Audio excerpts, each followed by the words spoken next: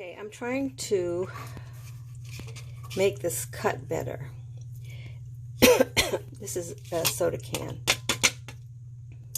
And I've been able to get all these pieces out, but the parts that have the backing, like in here and in here against here, do not come out easily.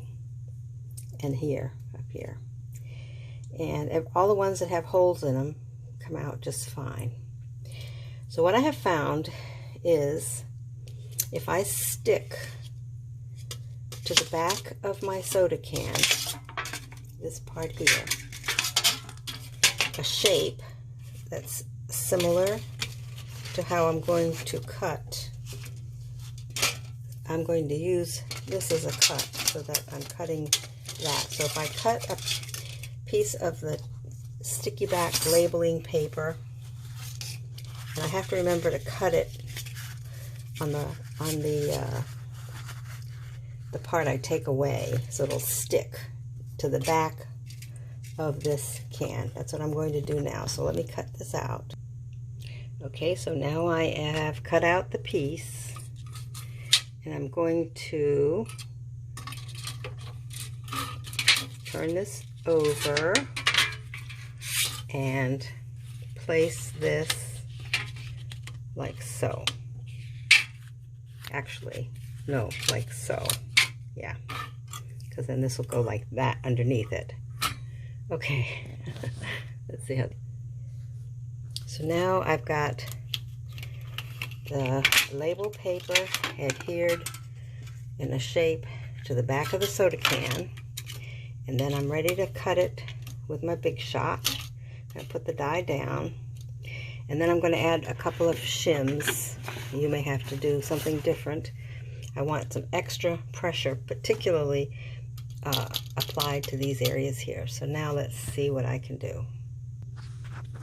And this is what it looks like when I've got it out of here. And I think I got some pretty good cuts. I'm not so sure, because I may have, it's not feeling quite as cut as good in this particular area right in here, which is what I want.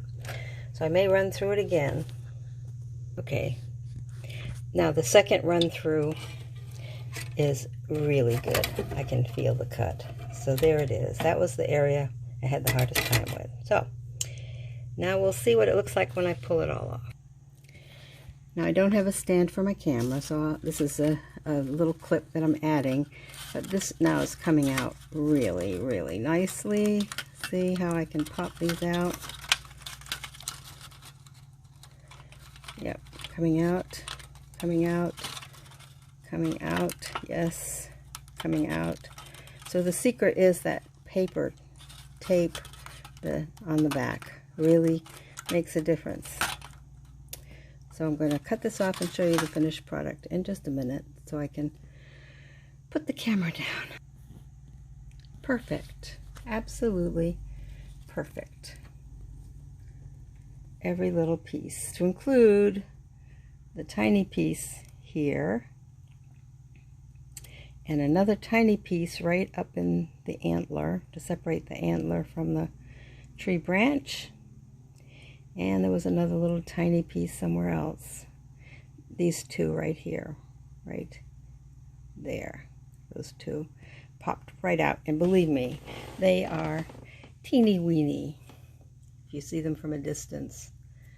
So I have mastered and found the solution for an easy release of this soda can material. Now, there's paper stuck to the back,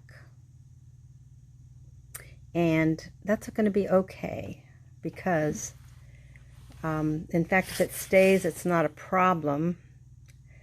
In fact, I probably could have, now that I think of it, I really probably could have used my old label material that has the stronger adhesive. I'm not sure why I went to the removable or repositionable adhesive, since I plan to leave it on. I don't plan to take it off. Yeah, I don't even know why. Except, no, I'm going to have to try it with the regular label that has the regular adhesive on it. I happen to have, I had just bought this package of the repositionable stuff, so that's what I used. But the next time I do it, I'll just use the regular and make sure that does it, because I'm going to paint this anyway, and then add all of that beautiful embossing powder. And this is how I start out.